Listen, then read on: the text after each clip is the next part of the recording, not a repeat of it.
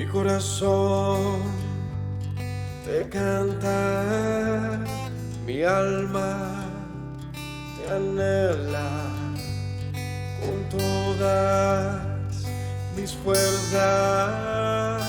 Te amo, roca eterna, tú eres mi esperanza, mi gloria, mi fuerza.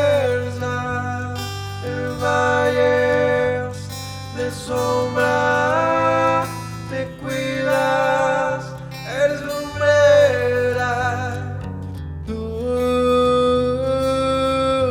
eres fiel, no me dejarás. De la muerte y me levantarás. En tu palabra puedo confiar. Tú eres fiel, no me dejarás. De la muerte y me levantarás. En tu palabra puedo confiar. Eres fiel.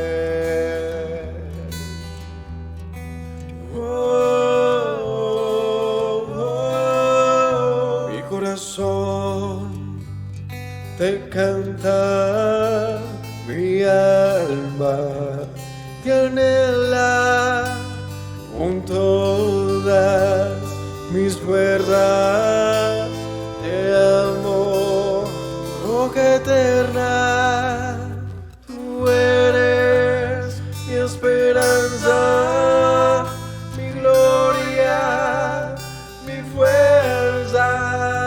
En valles de sombra te cuidas, eres lumbrera. Tú eres fiel, no me dejarás. De la muerte y me levantarás. En tu palabra puedo confiar. Tú eres fiel, no me dejarás. De la muerte me levantarás. En tu palabra puedo confiar. Eres fiel, eres fiel. Tú eres fiel, no me dejarás. De la muerte me levantarás. En tu palabra puedo confiar. Tú eres fiel, no.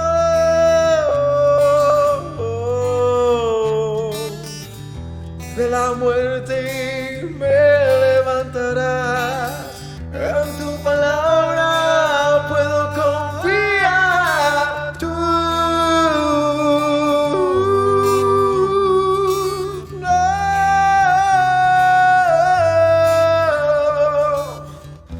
De la muerte me levantarás. En tu palabra puedo confiar. Eres fiel, eres fiel. Tú eres fiel, no me dejarás. De la muerte me levantarás. En tu palabra puedo confiar.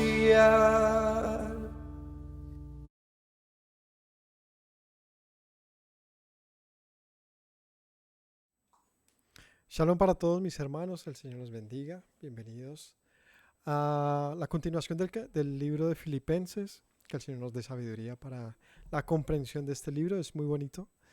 Es una iglesia, una carta escrita a una iglesia muy querida de Pablo, sin duda. y tiene un mensaje diferente, bastante diferente al que encontramos en Romanos, en Colosenses, en las otras cartas. Esta es especial, demuestra mucho el afecto de Pablo hacia los de Filipo y dice algo en el capítulo 2, hoy veremos el capítulo 2, dice unas palabras muy, pero muy claves, muy importantes. Es una revelación, de hecho, un gran misterio que Pablo aquí expone rápidamente acerca de nuestro Mesías, de nuestro Maestro, de Yeshua. Así que les invito a que lo revisemos, a que aprendamos, a que tengamos la actitud de aprender, ¿no? Como siempre, es decir, sacar nuestro tiempo, nuestras Biblias, nuestra intención para escuchar y para aprender. Así que bienvenidos todos, no olviden compartir, dar un like, a suscribirse y pues estar atentos a las enseñanzas que con frecuencia se suben en nuestro canal. Vamos a orar. Padre Celestial, te doy gracias el día de hoy por permitirme enseñar tu palabra, por darme la oportunidad de compartirla con todos los que se conectan ahora y lo harán después, con todos los que te buscan y tienen hambre y sed de ti, Señor. Que estas palabras conmuevan el corazón, Señor, que estas palabras edifiquen, que estas palabras, Señor, hagan comprender, convencer, Señor, para que todos lleguemos a rendirnos delante de ti, como tú mereces que acontezca, Señor. A ti sea la gloria para siempre. Amén. El capítulo 2 del libro de Filipenses es un gran relato de lo que Pablo cuenta como fue la humillación de nuestro Mesías. Habiendo sido Dios, termina siendo inferior a los hombres al hacerse siervo de los hombres. Y en esta condición traer la máxima gloria posible a su Padre. Así que este capítulo se ha convertido en un himnario. De este capítulo hay canciones, de este capítulo hay cualquier cantidad de ¿cómo se llama? Referencias, comentarios, reflexiones, porque glorifica, como les digo, es muy poético. Así que, sin dar más lora, vamos a leer capítulo 2 del versículo 1 al versículo 11 de largo, para ver qué expresa Pablo y cómo lo dice, y entonces hacer un comentario. Dice, por tanto, si hay alguna consolación en el Mesías, si algún consuelo de amor, si alguna comunión del Espíritu, si algún afecto entrañable, si alguna misericordia, completad mi gozo, sintiendo lo mismo, sintiendo el mismo amor, unánimes, sintiendo una misma cosa. Nada hagáis por contienda o por vanagloria, antes bien con humildad, estimando cada uno a los demás como superior a él mismo, no mirando cada uno por lo suyo propio, sino cada cual también por lo de los demás. Haya pues en vosotros este sentir que hubo también en el Mesías Yeshua, el cual, siendo en forma de Dios, no estimó el ser igual a Dios como cosa que aferrarse, sino que se despojó a sí mismo, tomando forma de siervo, hecho semejante a los hombres, y estando en la condición de hombre, se humilló a sí mismo, haciéndose obediente hasta la muerte, y muerte de cruz. Por lo cual Dios también le exaltó hasta lo sumo, le dio un nombre que es sobre todo nombre, para que en el nombre de Yeshua se doble toda rodilla de los que están en los cielos y en la tierra y debajo de la tierra, y toda lengua confiese que Yeshua es Señor, para gloria de Dios Padre. Entonces, como vemos, pues habla la congregación, pero ¿qué les dice puntualmente? Consideren, vean, reflexionemos sobre el sentir que hubo en nuestro Mesías. En Yeshua Mashiach hubo un sentir particular del que Pablo nos dice, meditémoslo. ¿Y cuál es? Pues ahora sí hagamos un comentario. Por tanto, dice el capítulo 2. Este por tanto nos indica que debemos tener en cuenta lo anterior. ¿Alguien se acuerda que dijo el capítulo 1? Veamos los últimos versículos para que entremos en contexto. Versículo, capítulo 1, versículo 21. Para mí el vivir es Yeshua, el morir es ganancia. Pero si el vivir en la carne resulta en mi beneficio de la obra, no sé entonces qué escoger.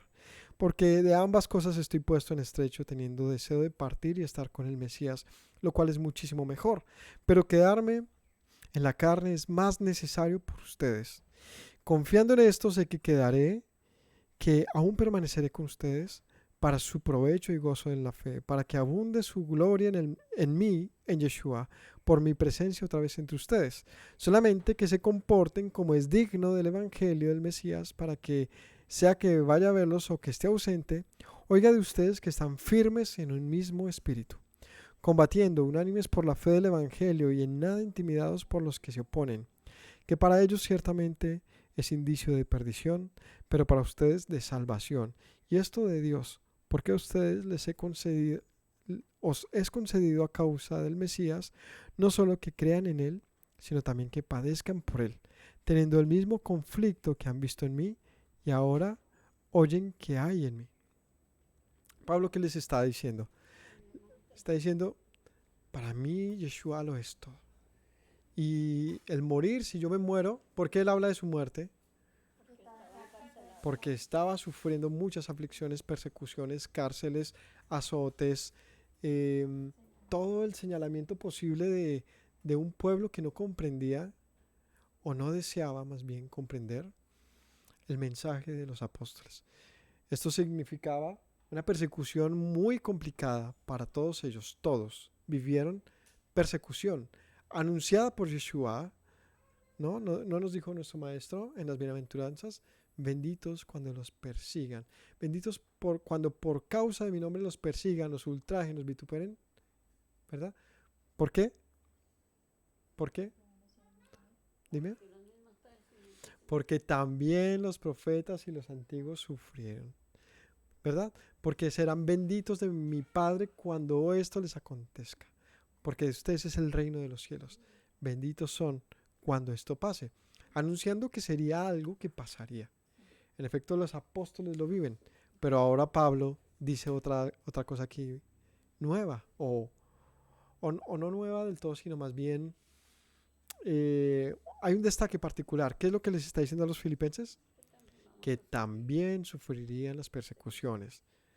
Que también las sufrirían. Por tanto, él dice, ahora saben que por mí, pues que me maten de una vez.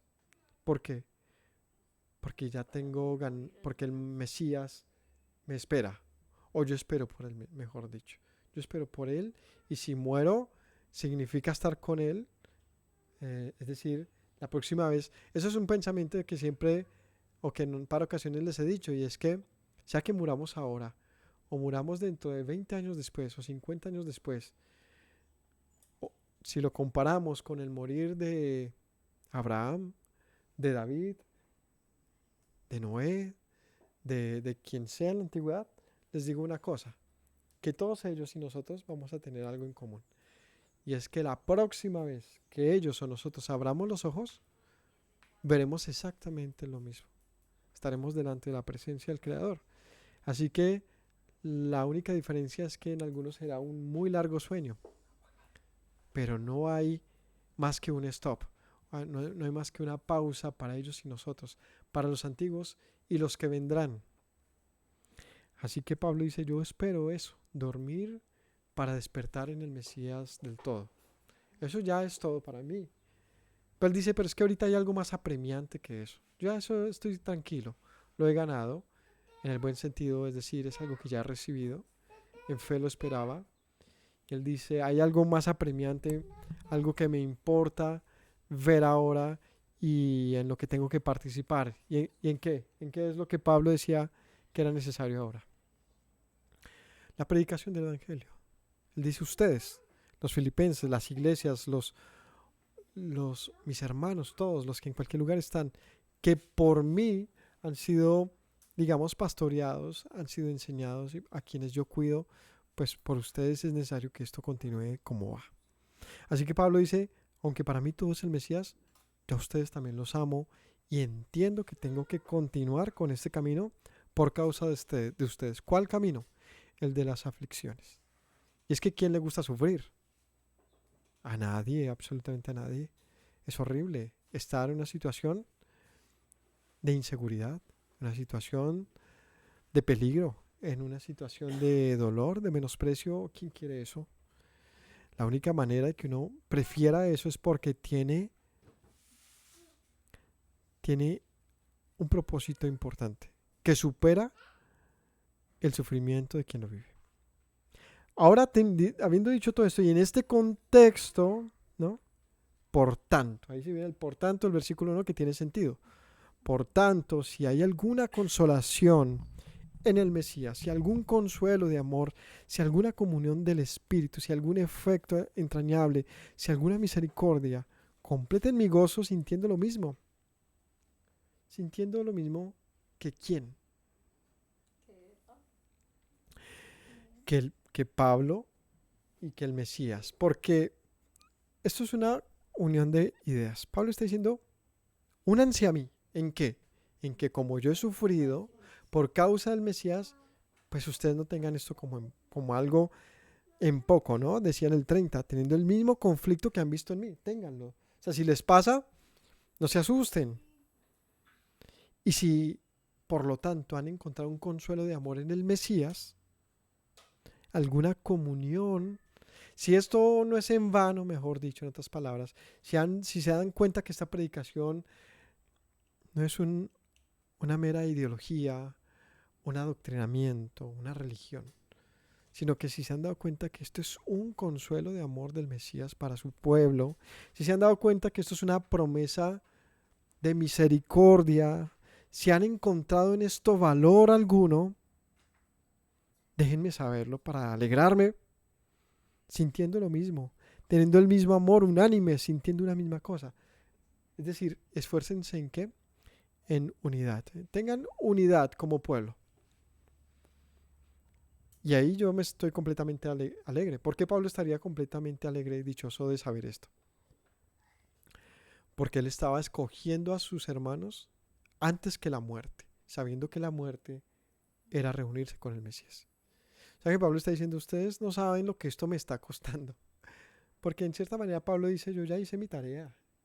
Yo ya los he acercado al Señor y vean lo que me ha costado. Yo quiero morir ahora. Pero le digo, Señor, espérame, todavía no me lleves por causa de mis hermanos. Ahora no hagan que esto se convierta en algo en vano e innecesario, sino completen mi gozo, sintiendo este consuelo de amor, teniendo un mismo sentir. Versículo 3, no lo hagan por contienda o vanagloria, antes bien con humildad. Y aquí vienen unas instrucciones de Pablo, unas recomendaciones muy valiosas. ¿Cuáles son las recomendaciones que hoy vamos a aprender por lo menos en este inicio? Primera, que tengamos consuelo en el Señor. Es que, mis hermanos, si nosotros seguimos siguiendo la palabra de Dios por una mera costumbre, una mera tradición, una mera forma de aprendizaje en la que nos adoctrinaron nuestros padres, nuestras iglesias, si es simplemente la manera en que somos, pues carece de sabor, de sentido, de significado y se torna vacía. Y yo no quiero eso para ninguno. No lo quiero para mí. Tener un día de Shabbat vacío, tener un día de estar juntos en el que no estemos juntos, pues nos lleva a pensar por qué estamos juntos. Así que primera cosa que tenemos hoy que pensar, ¿cuál es? Encontrar el consuelo de amor que hay en el Mesías. Pero ¿cuál es ese consuelo de amor? ¿Cuál es el consuelo de amor? Pablo ahorita lo va a expresar. Primero, entendamos que si nosotros somos un consuelo de amor es reactivar nuestra esperanza. Es que hemos sufrido, es que nos lamentamos, es que estamos molestos, es que es difícil todo en la vida, pero llega algo que nos motiva, una consolación. Es algo que nos da una esperanza suficiente como para que, a pesar de todo, sigamos adelante. ¿De qué manera debemos hacerlo? Con un mismo amor, un mismo sentir, teniendo paz, teniendo paciencia y tolerancia, pues dice, no lo hagamos por contienda ni vanagloria, sino con humildad, estimando a los demás como superiores. Pablo nos está diciendo la clave para que ustedes tengan unidad es teniendo sabia mansedumbre, ¿no? Estimando a su hermano como superior. Y como les digo, esa es una gran enseñanza de Pablo, un tip de esos que uno necesita para entender por qué no nos funcionan las cosas con nuestro hermano. ¿Por qué no me funcionan las cosas con mi prójimo? Porque yo espero que mi prójimo me tenga como superior. Y ese es el grave error de todas las congregaciones, de todos los grupos, de todas las congregaciones, está en que yo espero el respeto de los demás porque sí, porque, bueno, por las mil razones. Pero la clave y el secreto bíblico es que tú estimes a tu hermano como superior. Y hoy quiero que en eso enfoquemos esta enseñanza, porque es el punto clave de toda esta enseñanza. ¿Hasta qué punto yo debo tener a mi hermano como superior? Primero pensemos en eso, el tope, ¿hasta dónde? No mirando cada uno por lo suyo propio, sino cada cual también por lo de los demás. Es decir, como decimos aquí en Colombia, póngase en el zapato de los demás, póngase en los zapatos de los otros. ¿Ah? Es decir, consideremos a nuestro prójimo, porque siempre buscamos la consideración de los demás. Y en eso siempre tenemos que ser exhortados y reprendidos todos, cada uno. ¿Por qué no nos funcionan las cosas con los demás? Generalmente estamos esperando siempre de los demás. Siempre. Es decir, un asunto de todo mundo me debe. Pero Pablo dice, débale a todo mundo. Para que cuando sabemos que le debemos algo a alguien, pues estamos presurosos a pagarlo. Por eso dice la Escritura, no debáis nada a nadie, excepto el amaros. O sea que sí hay un deber. O sea, yo sí le debo a los demás eso. O sea, aquí aprendemos cosas en esto. No es una elección. Delante del Señor, el tener a mi hermano como superior, el respetarle, el darle su lugar siempre por encima de mí mismo, es bíblico. Y es un deber. Es un deber, es decir, en medio de nuestros hermanos, del mundo, a nuestro prójimo, tengámosle siempre con respeto, siempre estimándolo. Porque aquí viene la razón. Uno dice, uy, pero ¿será? ¿Será que exageramos a veces? ¿Hasta cuándo tendré que perdonar a mi hermano? ¿Hasta cuándo he de soportar a aquel o al otro?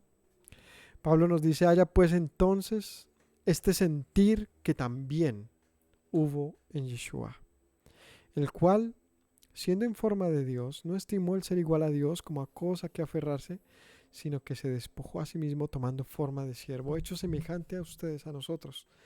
Estando en esa condición de hombre, se humilló a sí mismo, haciéndose obediente hasta la muerte y muerte de cruz. Así que él nos pone aquí en comparación a Yeshua. ¿Y qué tuvo Yeshua con nosotros como para que se haya humillado a tal manera? Es que el contraste es impresionante, es un contraste digno de una obra de arte, donde tienes todos los claroscuros posibles, todos los matices, el drama más profundo y la esperanza gloriosa en un mismo cuadro. Eso es magnífico. Y si alguien conoce un poquito de cómo componían los antiguos, como personajes como Beethoven, como Mozart, como Bach, ¿qué tenían ellos en su inspiración? Este tipo de asuntos. Los contrastes mismos de la vida, por ejemplo, las estaciones de Bach, ¿cierto? Como invierno, primavera, otoño, cada uno con una canción, mostrando esto, mostrando que la vida nunca va a ser de un solo color. De tal manera que si nosotros reflexionamos sobre el sentir de la misma vida y de la existencia, nos vamos a dar cuenta que todos esos matices son necesarios y son maravillosos, aunque sean dolorosos muchos, aunque cuesten. Y he aquí el cuadro y la obra magna a Yeshua. Mejor retratado que cualquiera en sus retratos pudo y quiso intentó hacer acerca de quién pudo ser el Yeshua que tienen las miles de iglesias y las miles de casas. El cuadro real es reflexionar sobre lo que fue el costo de la manifestación de Yeshua. El costo glorioso de que Él haya tenido que hacer esto que hizo. ¿Qué hizo? Antes de esto, quiero decirles, vamos a tratar de revisar esto para encontrar un consuelo de amor. Es decir, por un momento, reflexionemos sobre esto, no queriendo aprender qué le pasó a Él, meramente. Como contando una historia y una epopeya de lo magno que fue. No. Veamos esto como lo que pretende hacer Pablo. Y es que nosotros veamos en ello una muestra muy profunda, una muestra eterna, irrepetible del amor de Dios. Y entonces en eso, cuando nos vemos allá diminutos en esa obra, decir Dios me ama, yo ya no puedo seguir peleando con mi hermano, ya no puedo seguir pensando que mi vida es un desastre, porque Pablo dice, es que así iba a pasar, que nadie dijo que no iba a pasar eso, así tendría que acontecer muchas cosas difíciles, así que consolémonos en el Señor, porque si no, ¿qué estamos haciendo acá? Si esto no gira, si nuestra vida no va a girar en torno al Señor, sino en nuestro gran poder de lograr cosas y de, no sé, como nuestra gran fe, nos vamos a encontrar cortos porque siempre vamos a llegar al punto de que somos débiles. Y Pablo trae ese ejemplo que nos da de miserable de mí en este cuerpo de muerte. Pues, ¿qué esperanza hay? Al dice esperé. Hay una esperanza y es en Él y en Él. Y toda lo que llaman los cristianos la cristología que Pablo expresa está en torno a lo que él entendió del Mesías. Y en eso, yo no entiendo cómo Pablo está diciendo, yo quiero morirme ya porque es que lo espero, lo anhelo, Él es todo para mí. Y nosotros nos estamos todos los días muriendo de ira contra nuestra existencia, contra nuestros hermanos, contra nuestras dolencias, contra todo. Hay algo que tenemos que aprender, ciertamente, todos. Pablo había disminuido su propia vida a ser un siervo de Yeshua. Bueno, disminuido en el sentido de que la gana todo, que lo gana todo. Más bien, no disminuyó. Él puso su vida exponencialmente a ser un siervo de Yeshua, aunque para todos fuera como si él hubiese reducido su vida al sufrimiento.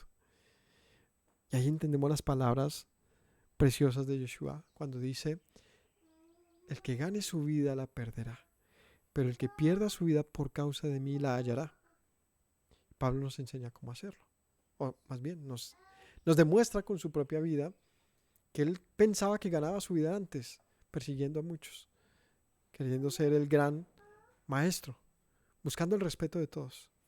Y se dio cuenta que tenía que humillarse hasta lo sumo para entonces ganar algo realmente. Y ahí fue cuando ganó todo, donde decía, quiero morirme ya porque ya tengo la vida. Así que él nos dice, tengan este mismo sentir, consolémonos con este mismo consuelo para todos. Ahora sí, ¿cuál es ese consuelo? Que Yeshua, como dice Juan 1, versículo 1, en el principio era la palabra y la palabra era con Dios y la palabra era Dios. Esta era en el principio con Dios. Y todas las cosas por Él fueron hechas y sin Él nada de lo que ha sido fue hecho. En Él estaba la vida y la vida era la luz de los hombres. Hubo un enviado de Dios que se llamaba Juan. No él era de la luz, sino que él vino a hablar de la luz. Aquella luz que alumbra a todo hombre vino, se manifestó a los hombres y se hizo carne y habitó en medio de nosotros. A los suyos vino y los suyos no le recibieron, pero a todos los que le recibieron le dio la potestad de ser llamados hijos de Dios. Esto no voluntad de carne ni voluntad de varón, sino voluntad de Dios. Así que si vemos ese pasaje donde dice que el Mesías, siendo en forma de Dios, siendo Dios, se hizo carne para habitar en medio de los que le recibirían, vemos que hay una coherencia completa con esto. Y es, él siendo en forma de Dios no estimó el ser igual a Dios. Lo que dice Juan, era la palabra, esta estaba con Dios y era Dios. Al principio era la palabra estaba con Dios y era Dios. Esta estaba en el principio con Dios. Es chistoso como lo dice, como diciendo varias formas, pero en el final de cuentas diciendo múltiples maneras de decir una misma cosa. No, mentiras, lo digo de otra manera. Está diciendo múltiples verdades que son diferentes en sí, pero reúnen un mismo significado que se expresa en la divinidad de Yeshua.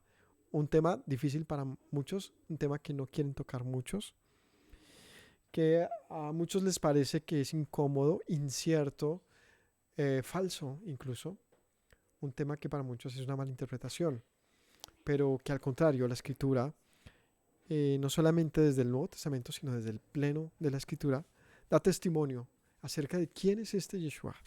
Pues, según Pablo y a su modo de entender, según lo que en la revelación del Mesías, porque recordemos que Pablo como apóstol y como los demás apóstoles tiene una gran verdad que nosotros no tenemos. Tuvieron una gran revelación que se les confió por Yeshua ser contada. Créanme que si no fuese cierto que Yeshua es Dios, Él les había prohibido decirlo. Les habría prohibido contundentemente, sin ningún problema. Porque Él sí, así como Él tenía las agallas de decir, ¿por qué me dices bueno? No hay bueno sino mi Padre que es bueno. ¿Por qué me llamas Rabí? ¿Por qué se llaman? Él todo el tiempo como decía, no me pongan en un lugar donde solo al Padre merece. Mi Dios y vuestro Dios. Vuestro Dios y mi Dios. Vuestro Padre y mi Padre. Entonces Él siempre puso en su lugar a su Padre. De ninguna manera Él pasaría por alto un asunto de idolatría. A menos que, como dice el Salmo, honrad al Hijo. Honrad al Hijo. No sea que se inflame de pronto su ira. Honradlo para que les perdone. ¿Quién tiene poder de perdonar los pecados sin el Hijo, el hombre? Dice la Escritura. Dicho todo esto, claro que hay una autoridad especial en Yeshua. Benditos son los que lo pueden reconocer sin caer en idolatrías, sin caer en la confusión que por supuesto esto tiene riesgo, es difícil. Pero vamos a lo sencillo. Pablo dice, Él siendo en forma de Dios, no estimó el ser igual a Dios. En forma o ser igual son cosas diferentes. Ser en forma nos puede recordar e hizo Dios al hombre y a la mujer conforme a su imagen, conformado, es decir, en forma de Dios. Pero el ser igual a Dios es algo muy diferente. Como Juan diciendo, estaba con Dios y era Dios. O sea, espere, no solamente estaba, Él era con Dios. Estaba y era. Entonces ahí hay un gran misterio que masticándolo, que teniendo la paciencia y el respeto por la palabra, créanme que se soluciona, se llega a entender sin mayor problema. El caso es que dice, siendo en forma de Dios, no estimó el ser igual a Dios, y a este Dios no se refiere a cualquier Dios, ni está hablando de, bueno, es que hay dioses y Él es un Dios más, no. Está hablando del Dios supremo, de Yahweh, del Elohim, de Israel, del Altísimo. Yeshua no se aferró al ser igual a Dios. Es decir, es que esto es muy difícil de entenderlo. Se despojó de su esencia, y una esencia que no le pertenecía netamente a Él, sino era de su Padre, y Él la tenía. Yeshua dice, todo lo mío es de mi Padre y todo lo de mi Padre es mío, dice él. Eso es una afirmación muy, ¿cómo le digo? Muy poderosa. Él dice, si todo lo de mi Padre es mío, y él dice, Pablo dice, pues, aún teniendo, en otras palabras, siendo dueño del universo también, como él es el Padre, no se aferró a eso. Se despojó a sí mismo, es decir, él quitó de sí su deidad en el sentido más, eh, más celestial, en el sentido más esencial de quién es la deidad. Por supuesto, él siendo en forma de hombre no dejó de contener la presencia del Señor dentro de él, ¿no? Que es lo grandioso de todo esto. Pero en efecto dejó todo, o mucho dejó, no sé cómo estimar esto en cantidades, es incalculable lo que él dejó. O sea, no tiene manera, él no dejó su existencia, pero sí dejó de un lado su existencia con el Padre. Y es eso lo que más cuesta reflexionar. Es decir, pensemos otra vez en Pablo, quizá nos ayude a reflexionar. Dice, para mí todo es Cristo, para mí todo es el Mesías. Pero ustedes, mis hermanos, yo no puedo dejarlos. Es preciso que yo esté con ustedes mientras tanto. Quisiera morir ya y estar con el Mesías. Pero es que ustedes, vemos, hay una cosa donde uno dice, pues que el Mesías, pues, ¿qué vainas? Murámonos ya. Ya lo tenemos todo con él. Pero Pablo tenía un amor especial por sus hermanos, por lo cual andaba su carrera hasta la muerte. Pues Yeshua tenía el amor perfecto del Padre y su amor era para el Padre y el amor del Padre para él. Y podríamos pensar en Pablo, pero era necesario que aconteciese esto. Es decir, él precisó de abandonar su gloria por un necesario, por algo que no tenía otra manera. Se despojó a sí mismo tomando forma de siervo, hecho semejante a los hombres. ¿Por qué forma de siervo? ¿Por qué forma de siervo? ¿Cuál es la forma de siervo que recoge Yeshua? Y esto es una reflexión importante que, si hemos prestado bien atención a Pablo en todas sus cartas, no se refiere netamente a ser humano. Aquí se refiere que Yeshua se hizo, tomando forma de siervo hecho semejante a los hombres. Yeshua cuando deja su deidad y nace de mujer y nace en medio de un pueblo llamado por Pablo como de la circuncisión. ¿No dice Pablo en la última carta de Romanos que leímos que él se sometió a la ley? Y no se refiere a la ley de Moisés, sino a las costumbres. Normal, él era un judío más, en el sentido más sencillo. Es decir, dice Pablo, él se sometió a los de la ley para ser ejemplo a los gentiles, algo así dice. Es decir, que Yeshua, claro, vivió como un judío más. No se sometió del todo a la ley, pues él mismo dice, él tenía sus diferencias con los judíos en cuanto a estos pensamientos, pero sí lo hace en un sentido básico. Y es que él no necesitaba de ninguna costumbre de nadie. Él era Elohim. Pues viene a obedecer a su madre, viene a obedecer a las autoridades. Él se somete al César, se somete a Pilatos, él se somete al sistema, él paga sus impuestos, él se somete como un siervo. Él se somete. Y eso es algo nuevo, algo por completo nuevo en toda la historia de todo lo creado. El libro de Eclesiastés dice que no hay nada bajo el cielo, pues esto era algo nuevo, por completo nuevo. Y es que Yeshua nunca conoció una voluntad más allá de la de su Padre. Jamás existió para él nada diferente y de repente tiene que hacerse un hombre y humillarse a recibir órdenes e instrucciones de los demás, a tener que someterse a un mundo muy corrupto y aún así mantener un carácter dócil, humilde, tierno.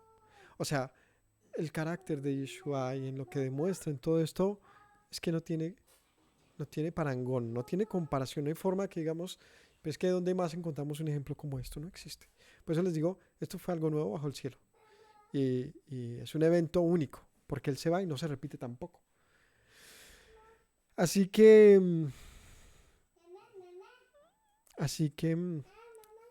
toma forma de siervo semejante a los hombres. En condición de hombre se humilla a sí mismo, haciéndose obediente hasta la muerte y muerte de cruz. Entonces, no solamente se hace como nosotros, es decir, se despoja de todo su gran poder. No que aquí no hubiese tenido poder, claro que tenía poder. Pero de una u otra manera lo que dejó de un lado era mucho mayor. Entonces, en condición de hombre se humilla haciéndose obediente. Y esto es algo, pues eso es lo más complicado de todo esto. Es que Yeshua, digámoslo en un término de contrastes, pisa fondo, en teniendo que morir. O sea, que su obediencia a su padre estaba tan férrea, tan firme, su amor por su padre era tan, y no solo por su padre, sino por lo que estaba haciendo, su convicción era tan digna de imitar, que él iba a la muerte sin lugar a dudas. Porque era la voluntad del Padre. Dice Yeshua, Padre, si es posible, haz pasar de mí esta copa, pero que se haga tu voluntad. Es decir, el costo de esto era inmenso, y Yeshua lo sabía, y lo saboreó, ¿no? Y lo sudó con sangre, con dolor, pero él estaba delante de él, más allá del sufrimiento humano que él vivió y que le hace pensar o decir cosas como, si es posible, pasa esta copa de mí. O sea, si es posible que se haga de otra manera. Seguramente la estaba pasando muy mal. El punto es como humillarse a tal manera que él tiene que hacer algo que pareciera innecesario. O sea, pero él, ¿qué necesidad? Como dicen por ahí, ¿qué necesidad? ¿Qué necesidad? Pues sí, era necesario, no por él. Él no necesitaba nada de eso. Era necesario por nosotros. Así que Juan 3:16, de tal manera amó Dios al mundo que envió a su Hijo único para que todo aquel que cree en él no se pierda, sino que tenga vida eterna. Envió a su Hijo por rescate de los muchos. ¿A qué costo? A costo de humillación y de muerte. Muerte de cruz, y aquí lo enfatiza, y no cualquier muerte. Haz pasar de mí esta copa. ¿Cuál era la copa que no quería Yeshua? ¿La de morir? No, la de la muerte de cruz que le venía, la de la muerte, de la humillación pública, del escarnio, de los golpes, del ultrajo, de todo.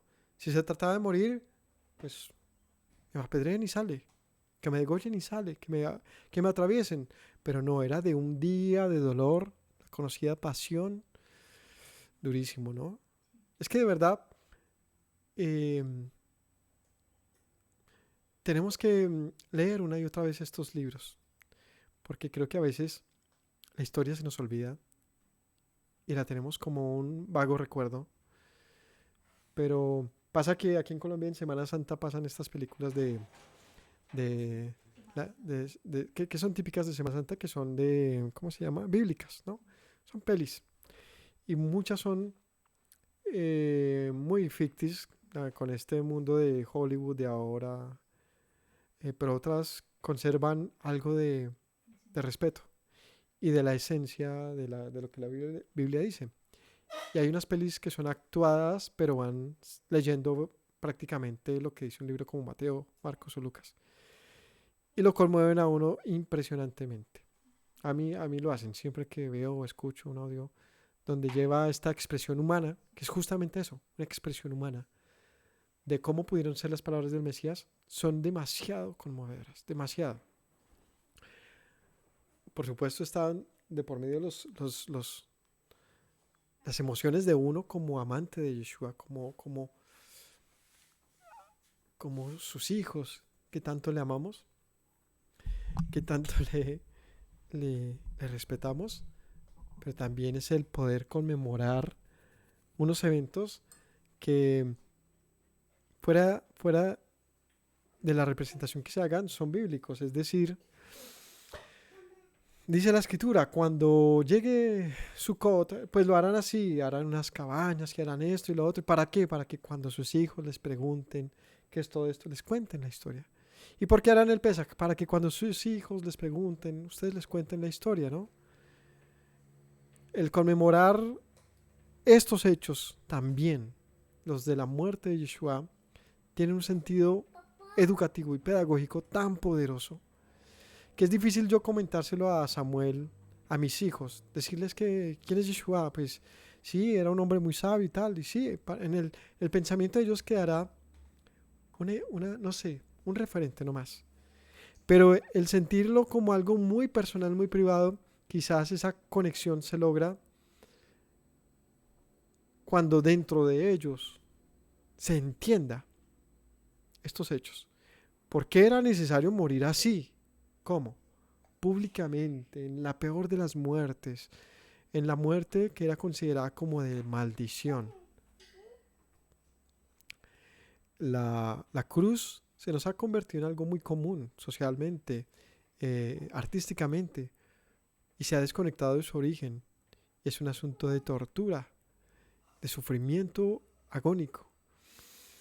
Entonces, cuando nos damos la oportunidad de repensarlo otra vez, de leerlo, de escudriñarlo, de vernos una de estas películas, fuera del deseo de los directores de mostrar y de conmover a la gente, más allá de eso, tratar de ver qué pasó, nos va a ayudar a entender. En Colombia pasaron muchos años, muchas décadas de crímenes de lesa humanidad cometidos por guerrillas, cometidos por el Estado, por militares, cometidos por cualquier cantidad de grupos con diferentes fines e intereses, pero que uno los movió en algún momento y era el de justicia, en algún momento, pero que luego se convirtió en masacres impresionantes. A partir del intento de, ¿cómo es que le llaman esto? De la paz, ¿cómo es que se llama? Se me olvidó el nombre. De los diálogos de paz y todo esto.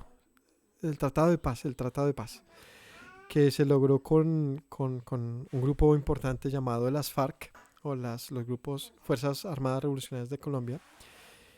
Se crearon diferentes grupos que atendieron este asunto de la paz en Colombia, diferentes instituciones. Y hay una muy importante, que era muy desacreditada al principio, pero que ahora ha demostrado grandes cosas y se llama la JEP. Es unos jueces especiales para la paz.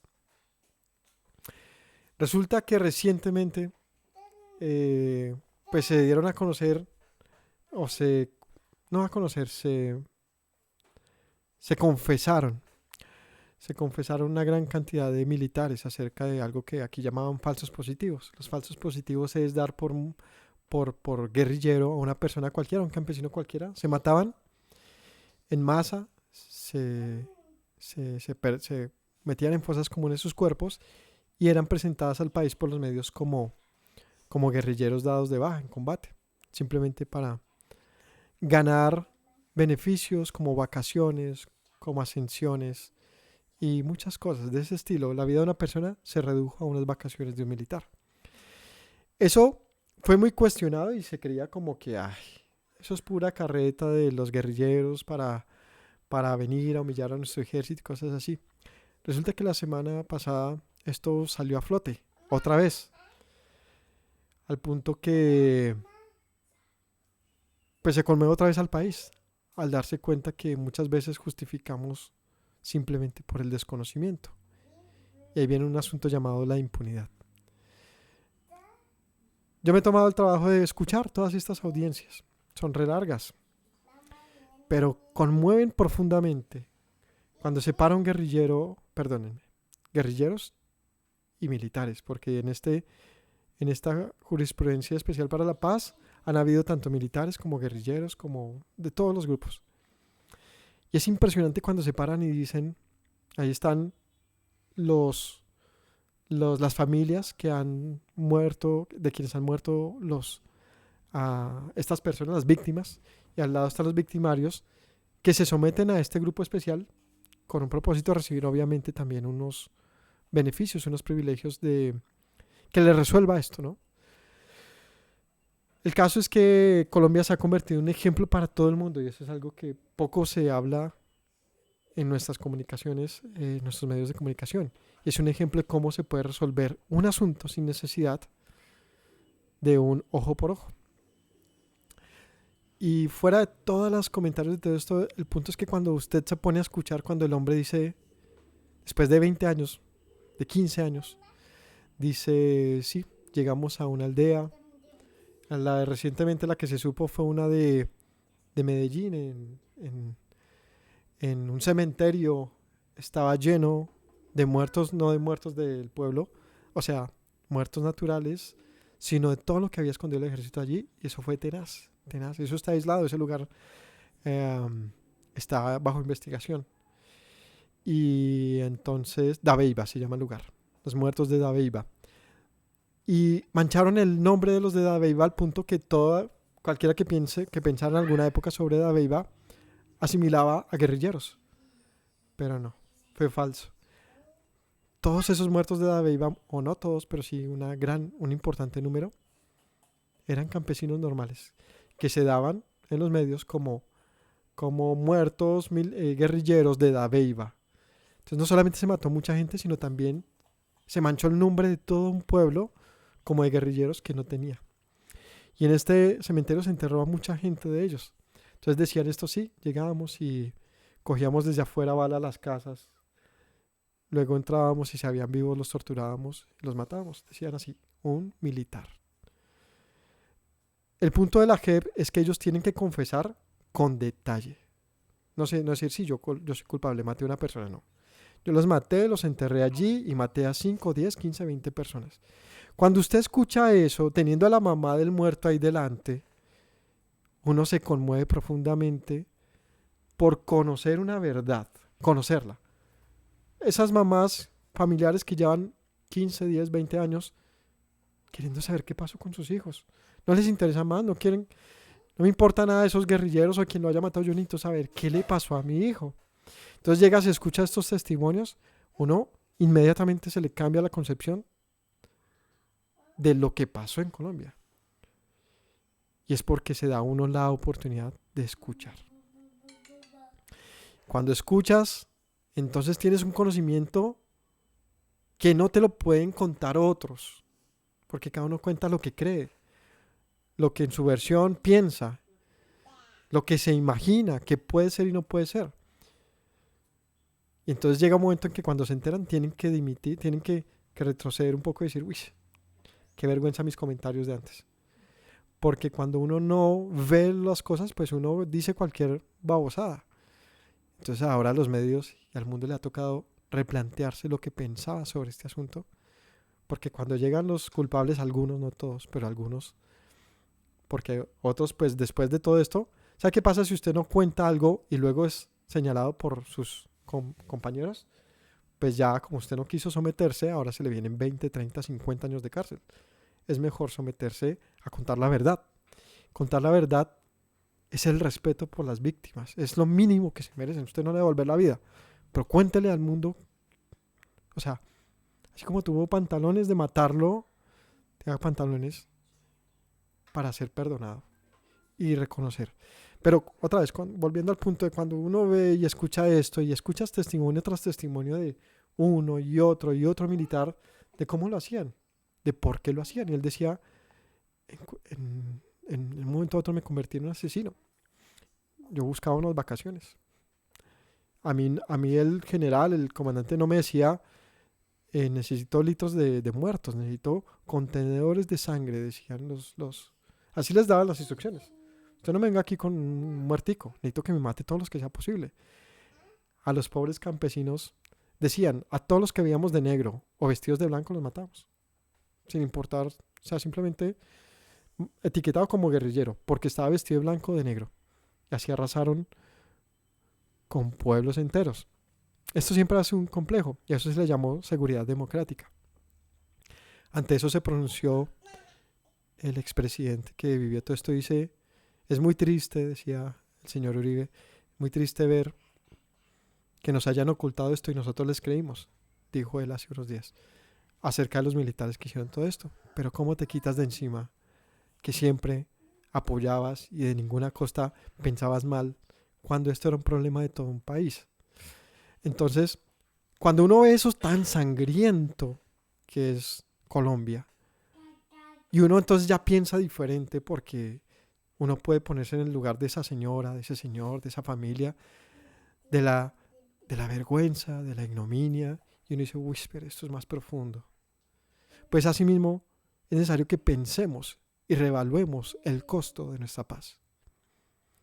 Fue una muerte sangrienta, horrible, llena de atrocidad de nuestro Mesías, quien fue lleno de gloria en un momento dado y vino y se reduce en una vida larga. 33 años es bastante suficiente como para haber vivido esas 4 estaciones de las que les decía, y al final de cuentas vivir como nosotros y decir, los entiendo. Pues dicen los apóstoles, dice él, en todo fue semejante a nosotros de tal manera que puede saber pues nosotros por qué somos como somos, y finalmente, y a pesar de eso, morir por causa nuestra. Pero no como que fue y murió de su vida, no, como que fue unas etapas terribles que todos tenemos que considerar. Porque si no fuese así, pues el Señor le hubiese permitido una muerte rápida, a escondidas. Ay, ¿qué pasó? No, y lo mataron, ay, se acabó un versículo y murió. No, vienen varios capítulos de varios libros, de todo, no solamente de los testamentos, sino de los evangelios, sino de todo el Nuevo Testamento, hablando del costo de la muerte del Mesías. Entonces, para mí es importante decirles que es necesario que nos pongamos en la tarea de ver otra vez, de reevaluar, de reentender qué pasó con Yeshua. Y entonces leer aquí, fue obediente hasta la muerte, y muerte de cruz. Por lo cual, o sea, Pablo sí lo conocía y todos ellos lo conocían porque fueron contemporáneos a estos hechos. Todo esto, por lo cual Dios le exaltó hasta lo sumo y le dio un nombre que es sobre todo nombre, para que en el nombre de Yeshua se doble toda rodilla de los que están en el cielo y en la tierra y debajo de la tierra, y toda lengua confiese que Yeshua es Señor, para gloria de Dios Padre. Esto que se nos parece tan terrible, pensar en que, wow, dejó toda su gloria para morir en la muerte más humillante. Finalmente eso, ¿qué le trajo? Una gran exaltación. ¿Por qué Pablo está hablando de esto? Porque él dice, nos espera lo mismo. Tengan este mismo sentir, que él no se aferró a su propia existencia divina, sino que iba por algo incluso superior. ¿Qué era superior a tener la gloria del... ¿Qué era superior para Yeshua que tener semejanza de Dios y estar igual a Dios? ¿Qué era para él superior a esto? Pues que todo el mundo confiese que ese Dios es supremo. Hacer que todo el mundo doblegue su rodilla delante del Creador. Dar gloria a la gloria de Dios. Sumar gloria a la gloria de Dios. Allá en los cielos no podía hacerlo. ¿De qué le servía decir, pues sí, Señor, que mueran todos estos? Han pecado. Pues era una historia que nadie contaría. Pero si Yeshua se pone de puente para que todos nosotros pudiéramos entonces presentar gloria a nuestro Padre, pues logró mucho. Logró mucho. Es como estos grandes inversores que saben cuándo invertir y saben cuál es el momento en que uno dice, uy, es muy arriesgado lo que está haciendo, y terminan ganando mucho más. El propósito y la gloria y la sabiduría de nuestro Padre en este plan magno tiene como propósito que nosotros, con nuestras vidas, demos gloria y sumemos gloria a Él. Así que tengamos este mismo sentir. Es que no te sientas muy cómodo con quién eres y cómo vives, no. Humíllate, despójate por tu hermano. Ten la capacidad, tengamos la capacidad de tener a nuestro hermano como superior. Si nos lastiman, pongamos la otra mejilla. Suframos el agravio. Dejemos de quejarnos tanto. Aprendamos. Porque ese es el llamamiento, a ser luz del mundo. Por tanto, amados míos, como siempre han obedecido, no como en mi presencia solamente, sino mucho más ahora en mi ausencia, ocupaos en vuestra salvación con temor y temblor. Ocúpense de la salvación, no que ya está ganada, pues la salvación es algo que se vive en un presente continuo. Tú tienes que perseverar hasta el fin. Perseveremos hasta el fin, ese será salvo, dice la Escritura. Así que nuestra perseveración tiene que ser una salvación que se logra por medio de la santificación. Es decir, si nosotros nos santificamos, si andamos en obediencia como Yeshua hasta la muerte, pues la salvación no va a estar lejos. Porque Dios es el que en ustedes produce así el querer como el hacer por su buena voluntad. Él está diciendo, así como han hecho lo correcto, dice que han obedecido en mi ausencia como en presente, pues este querer de la obediencia, dice Pablo, es algo que Dios ha puesto en ustedes. ¿Y esto cómo se le llama? El Espíritu de Dios. ¿Cuál es el propósito del Espíritu de Dios? Esto, que haya en nosotros un querer por hacer la buena voluntad de Dios. Hace todo sin murmuración, sin contienda, para que seáis irreprensibles y sencillos, hijos de Dios sin mancha, en medio de una generación maligna y perversa, en medio de la cual resplandecéis como luminares en el mundo, asidos de la palabra de vida, para que en el día del Mesías yo pueda gloriarme de que no he corrido en vano ni en vano he trabajado, y aunque sea derramado en libación sobre el sacrificio y servicio de vuestra fe, me gozo y regocijo con todos ustedes, y asimismo gócense y regocíjense también conmigo. Y Pablo está diciendo, háganme sentir orgulloso, que el día que yo esté delante del Señor y me entere de ustedes, sepa que esto no fue en vano. Que mi muerte sea como un sacrificio, como una ofrenda que ustedes presentan delante de Dios. Esto no tiene que ser mal dibujado como un Pablo que siempre se está, pues, vanagloriando, ¿no? Él está diciendo, déjenme saber que si yo derramo mi vida, porque él está diciendo, yo preferiría morir ya, pero estoy ofrendando mi vida para ustedes. Que no sea en vano, sino demuéstrenlo todo esto como, sin murmuraciones, siendo sencillos, irreprensibles, haciendo las cosas en obediencia. Sean diferentes a esta generación perversa. Cuando nos parecemos tanto al mundo que decimos qué diferencia hay del resto de nosotros, hay mucho que tenemos que reconsiderar y cambiar. No puede ser así. No puede ser así. Seamos diferentes. Y esta diferencia la marca el amor, el respeto, el perdón, la tolerancia, la bondad, el pensar bien de los demás. Tenemos que intentar hacerlo porque eso es lo que nos hace tomar malas acciones. Cuando pensamos mal de los demás, hacemos mal con los demás. Seamos luz, dice acá, luminares en el mundo, agarrados de la palabra de vida, para que en el día del Mesías yo pueda gloriarme, ¿no? Regocijaos también ustedes conmigo. 19. Espero en el Señor Yeshua enviaros pronto a Timoteo para que yo también esté de buen ánimo al saber de su estado. Pues a ninguno tengo del mismo ánimo y que tan sinceramente se interese por ustedes, porque todos buscan lo suyo propio, no lo que es del Mesías, pues ya conocen los méritos de él, que como hijo a padre ha servido conmigo en el Evangelio. Así que a este espero enviaros luego que yo vea cómo van mis asuntos y confío en el Señor, que yo también iré pronto a vosotros. Timoteo es un libro que no hemos estudiado, ¿cierto? Y es una carta personal de Pablo a uno de sus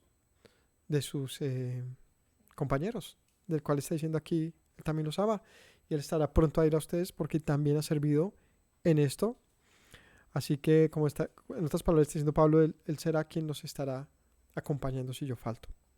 Tuve por necesario enviarles a Epafrodito, mi hermano y colaborador y compañero de milicia, su hermano y ministrador de mis necesidades, porque él tenía gran deseo de verles a todos ustedes y gravemente en angustia porque han oído que había enfermado. Pues en verdad estuvo enfermo, a punto de morir. Pero Elohim tuvo misericordia de él, no solamente de él, sino también de mí, para que yo no tuviese tristeza sobre tristeza. Así que le envío con mayor solicitud, para que al verle de nuevo os regocijéis. Así que le envío con solicitud, para que al verle de nuevo os regocijéis y yo esté con menos tristeza. Recibidle pues en el Señor con todo gozo y tened en estima a los que son como él, porque por la obra del Mesías estuvo próximo a la muerte, exponiendo su vida para suplir lo que faltaba en su servicio por mí. Amén. menciona dos personajes, Epafrodito y Timoteo, dignos de imitar, dignos de aprender. Cuando la gente lo ama a uno y valora la obra que uno hace en el Señor, pues en eso uno sentirse feliz y alegrarse en eso. Pero si no, pues uno tiene también entonces que mirar. De repente uno tiene que hacer una obra más esforzada, porque el punto aquí no es ganarse el favor de la gente, de ninguna manera. Pero sin duda que el trabajo que se hace en el Señor también tiene su buena recompensa. Y este es el amor que todos ustedes nos dedican, es el amor que siempre encontramos. Así que yo les pido, como en el cierre del libro de Romanos, que oren por nosotros. Que oren por nosotros, siempre nos tengan sus oraciones para que este ejercicio, esta tarea de enseñar, de compartir, pues tenga un gran alcance. Ese es el mayor de nuestros deseos. Que tengan todos una linda semana. Les esperamos en una próxima enseñanza. Estas están generalmente los lunes y los miércoles, las que son del Nuevo Testamento, el Brit Hadashah. Así que les esperamos. Los viernes tenemos también enseñanza para que se conecten a las 7 de la noche. Y los sábados a las 10, a las 11:30 de la mañana hay una enseñanza que les invito a que las oigan. Todas tienen una lista de reproducción en nuestro canal. Así que gracias por acompañarnos. Acuérdense de las palabras de nuestro Maestro. Nuestro Mesías Yeshua dijo: si permanecen en mis palabras, serán verdaderamente mis discípulos y conocerán la verdad, y la verdad les hará libres. Shalom para todos. Me presento nuevamente, mi Rey, mi buen Señor. Mis pasos se han desviado, necesitan dirección. En tu amor me he refugiado, Yeshua, pues así al Padre puedo hoy decir. Me presento nuevamente, mi Rey, mi buen Señor. Mis pasos se han desviado, necesitan dirección. En tu amor me he refugiado, Yeshua, pues así al Padre puedo hoy decir: Abba, Padre, Baruch atah. Señor Dios nuestro Rey de eternidad. Abba, Padre, Baruch atah. Adonai Eloheinu melech haolam.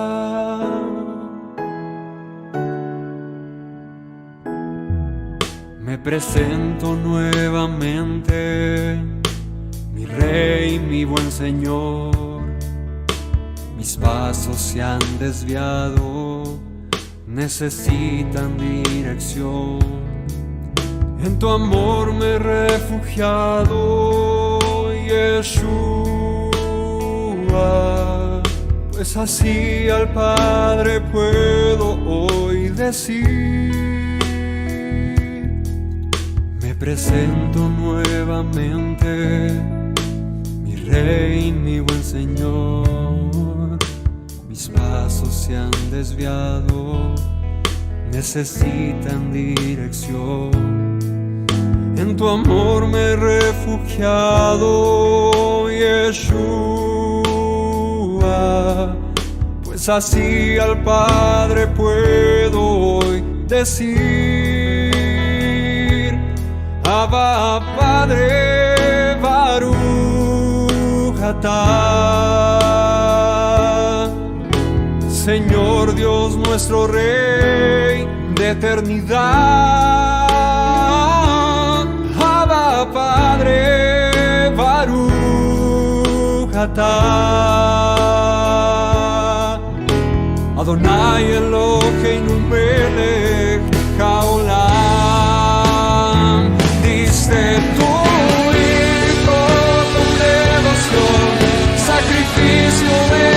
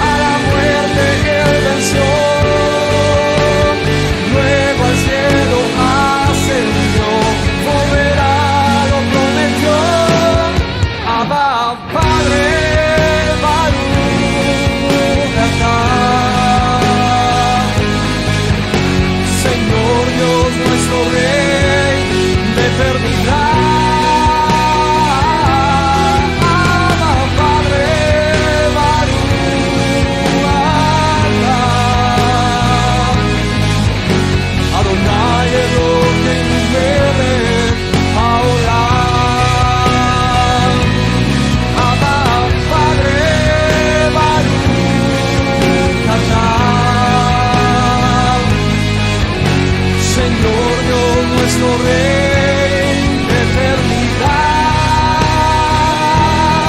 Abba, Padre, Baruch atah, Adonai Eloheinu melech haolam.